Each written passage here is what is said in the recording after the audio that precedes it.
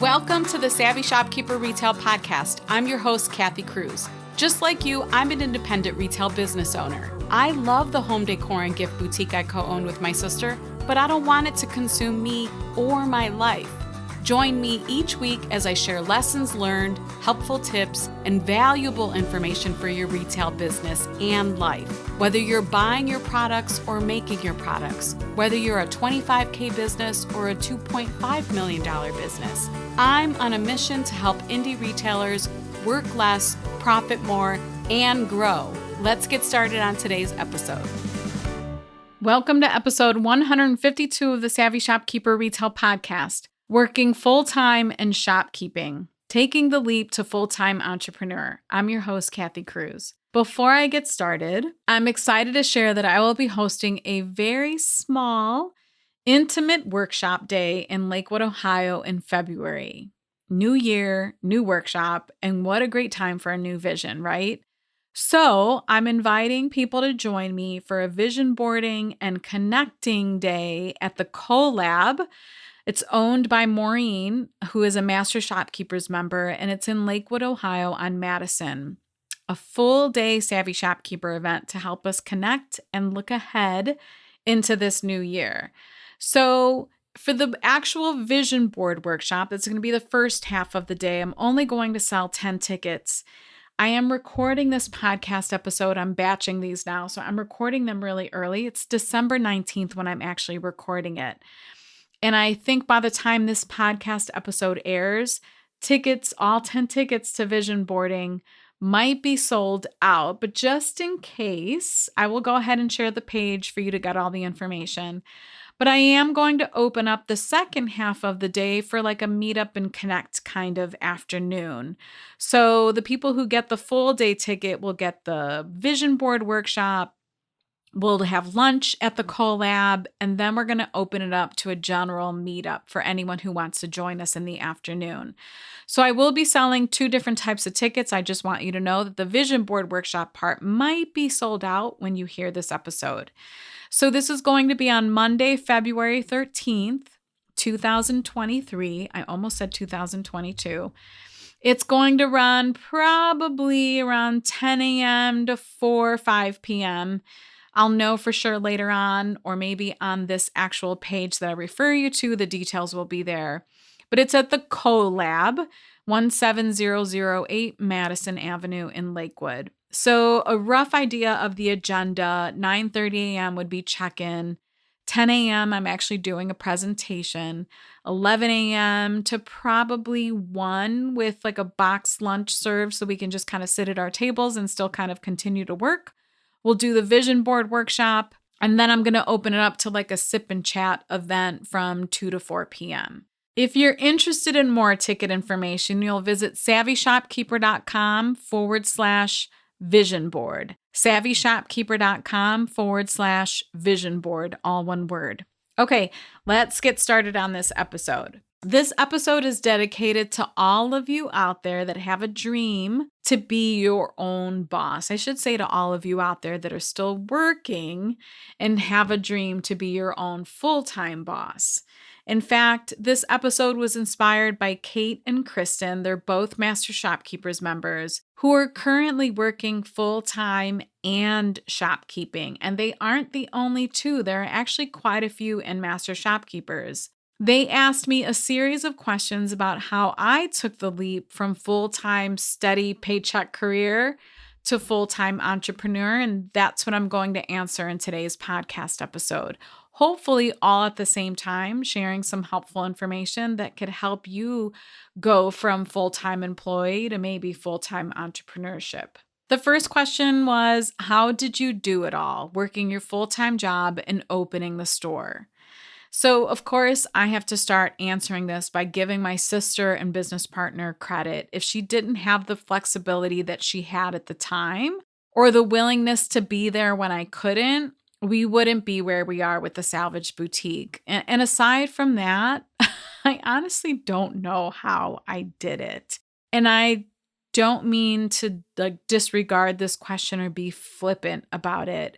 I think I did it by just having not much of a life or very little My husband didn't come into my life until after we opened the store.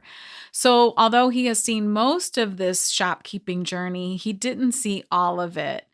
I was working crazy, insane hours and trying to open up the store with my sister, and it was crazy.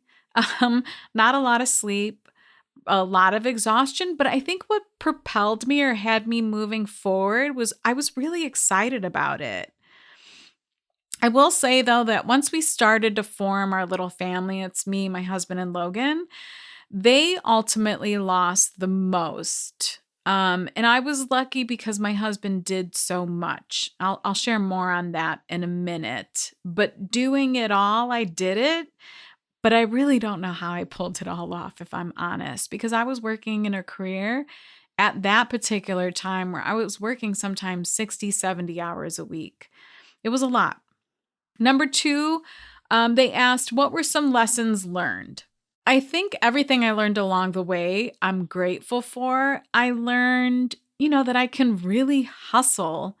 And although I don't think hustle mentality fits everywhere all the time, and I never push that or force that on anyone, I don't preach it. It does sometimes have a helpful place when you're opening a business. I also learned that I have some amazing people in my life, and that is incredibly important.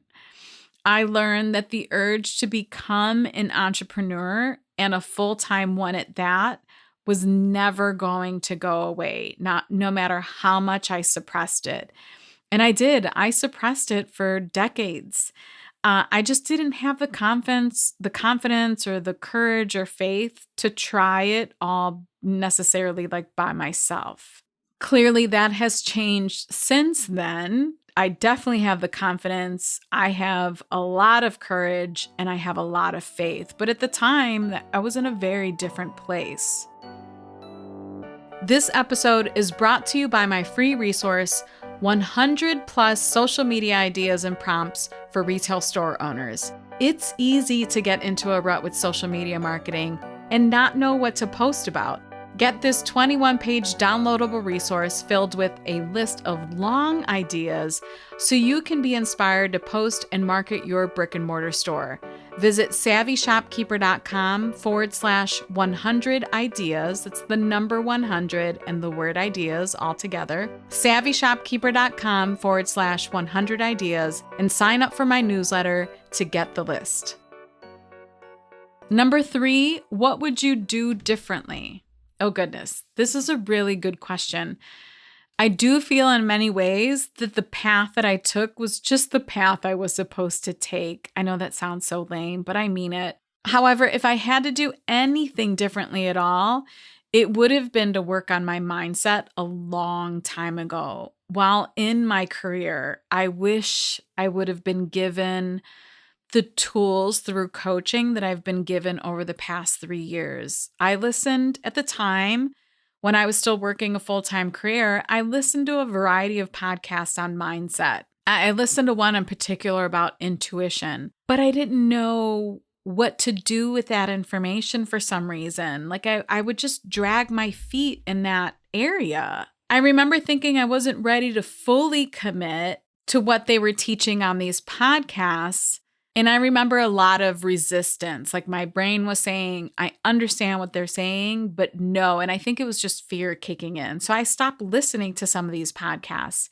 And since then, I've revisited them and I listen to them regularly now. So it was just my brain wanted to embrace it, but then it wanted to resist it. And I recently told someone that if I had shifted my thoughts, meaning if I had broken myself free from a lot of program thinking, who knows how far I would be on this journey at this point.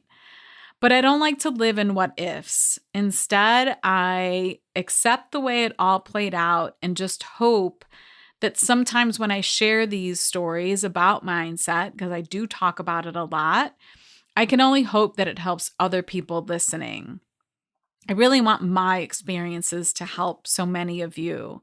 So other people who feel stuck and want to get out from this vicious cycle of their thinking, the fear holding them back that they can't do this for whatever reason, financial, confidence and courage that hopefully you'll see that, it's just something that we have to work on and we can get past it. So I hope that answered the question. I have to go back to it. It says, what would you do differently? Yes, for sure. I would go back and hire a coach and work on my mindset immediately. I would have done it 20 years ago had I known what I know now. Number 4, how did you manage both?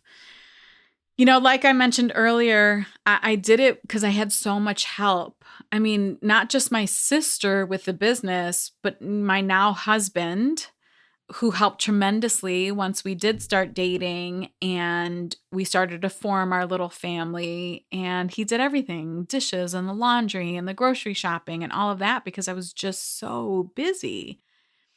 Other people like my brother-in-law, my nephew, who did so much labor and help for us to get the store open. And when I think about that's the only way I could have managed it all is because I just had so much help. I had other friends and other families who would help me and other family members who would help me in other ways. So I think that's the first thing is I can't dismiss the number of people in my life or even my partner at work who would, take a case and work on it because I needed to leave and get something done or finish a report or something like that. I mean, it's just such a big, massive effort around me being able to do both. In my former career, not only did my work shifts change, I would work day shift and then I would work afternoon shift and then I would get called up in the middle of the night, 2 a.m., 3 a.m., 4 a.m., I would spend full days at work and then doing additional work. It was, sometimes 14, 18-hour days. It was grueling. I do sometimes look back and think, how the heck did I do that? And then I think it was just lots and lots of coffee, a ton of black coffee. Number 5, did you have your bonus son at the time? If so, how did you manage family life with both things? So yeah, I did around 2 years into shopkeeping. I think it was around 2 years after we opened. Logan came into my life and he's hands down one of my biggest blessings. And when I realized that he was one of my biggest blessings, and when I realized that if I chose to work another 6 years to full retirement in my career, that I would miss so much of his life, I knew something had to change. Logan was a huge part of my decision process. And now that I look back after 5 more years, so when I made that decision, I have to think about this. When I made the decision to leave my full-time career, he was 7 and now he's 12. So now that I look back on the 5 years that I've left my full-time career, I'm so grateful. I realize I would have missed spending quality time with him in the car, driving him back and forth to the gym and basketball practice and football or games. I would have missed tucking him into bed over and over again. I would have missed some incredibly sweet and deep conversations and funny conversations with him in the car because that's the time that we're alone. And he tends to trust me the most. I would have missed countless sporting events, vacations, and special moments. I would have missed so much. I adore him, and I absolutely love when my sister-in-law and my mother-in-law tell me how much he adores me. I just melt. All this to say, I didn't manage things well. So yeah, he came into my life at an early age and at an early time of my shopkeeping journey. But I didn't manage things well. I was awful at planning. I was even worse at time management. And because of my work priorities, everything was out of whack.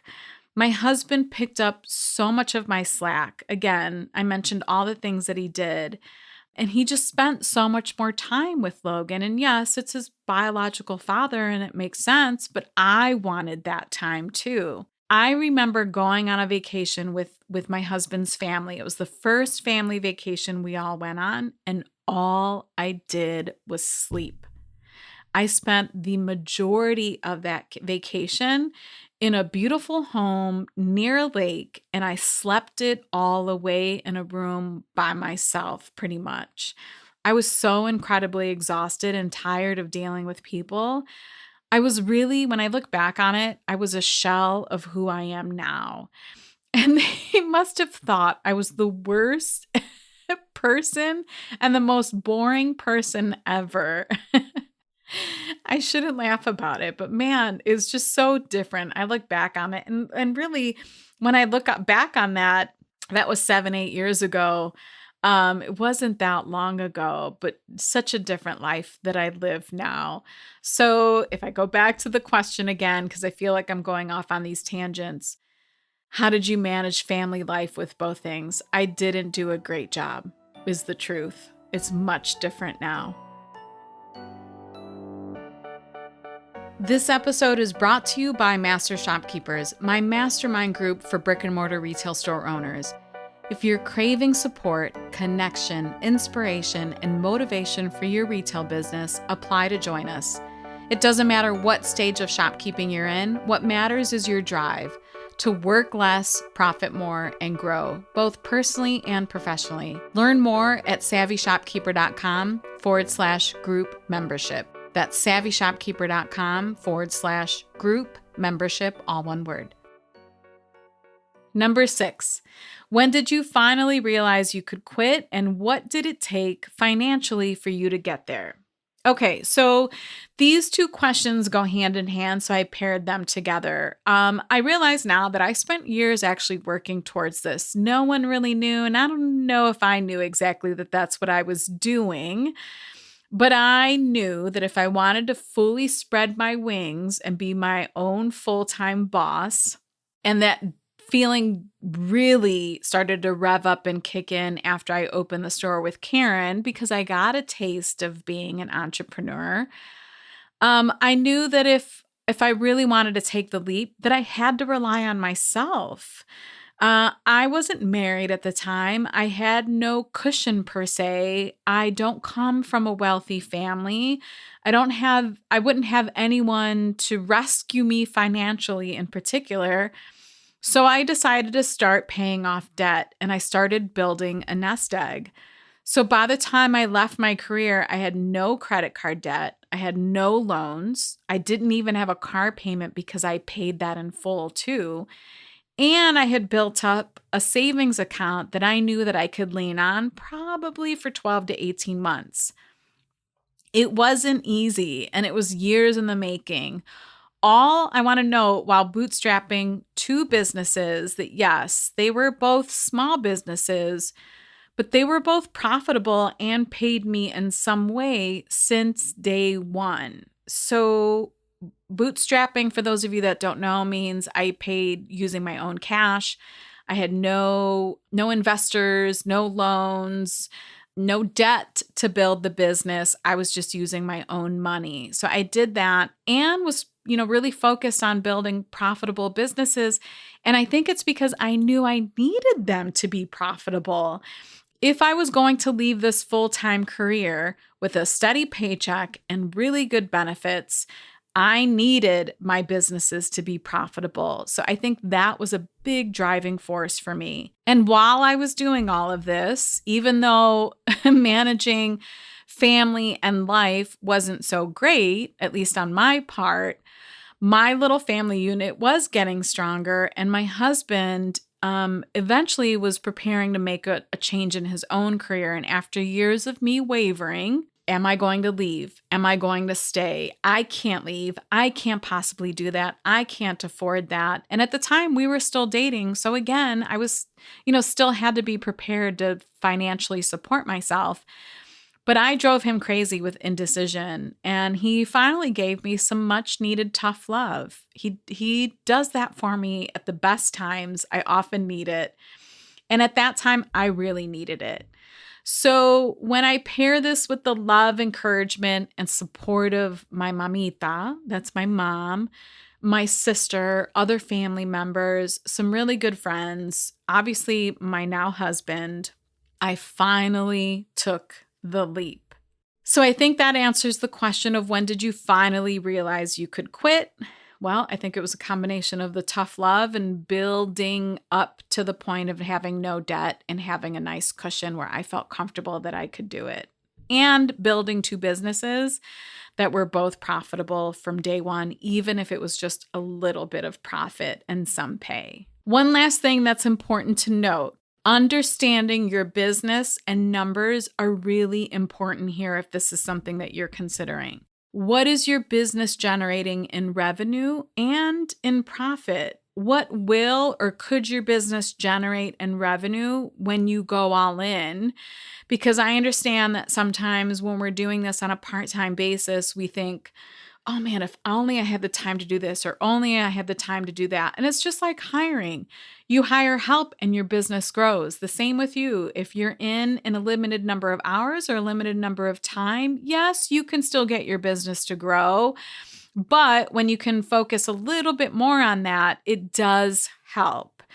So what could your business generate in revenue when you do go all in order to support your pay needs?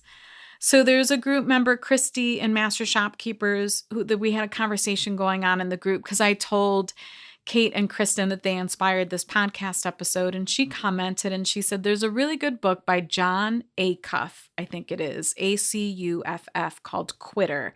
It has a lot of good key points and metrics. I believe they use 60% as the amount of current day job income your dream job should be making before jumping into it full time. They also talk about having a fully funded emergency first. So when I answered the question, I didn't give you a metric. I didn't say 60%. I don't think I was at 60% if I'm completely honest, but I knew I had really lowered all of my expenses to bare minimum and that I felt like I would be okay. I also had at least enough confidence in myself that I knew I could increase revenue in both businesses to pay myself what I needed to pay myself at the time. So anyhow, one of my most popular free resources, and this is also in the Academy for Master Shopkeepers members, is my sales to salary calculator. We'll link it in the show notes if you want to get access to this calculator. If you want to replace your income from work, or if you have a bare minimum kind of break-even type goal, this is what I planned personally, having that break-even kind of goal when I first left. I want you to understand what your business needs to generate in order to be able to pay yourself that particular number. And that's what that calculator does. So I just want to mention it again. It's called the Sales to Salary Calculator. We'll have it linked in the show notes. If you want to use it, the calculator will tell you how much your business needs to generate in order for you to hit a certain income level. It's super helpful, and I will say it's really enlightening. Sometimes it terrifies people, and sometimes it gives people an aha moment. For me, I just want you to have the truth.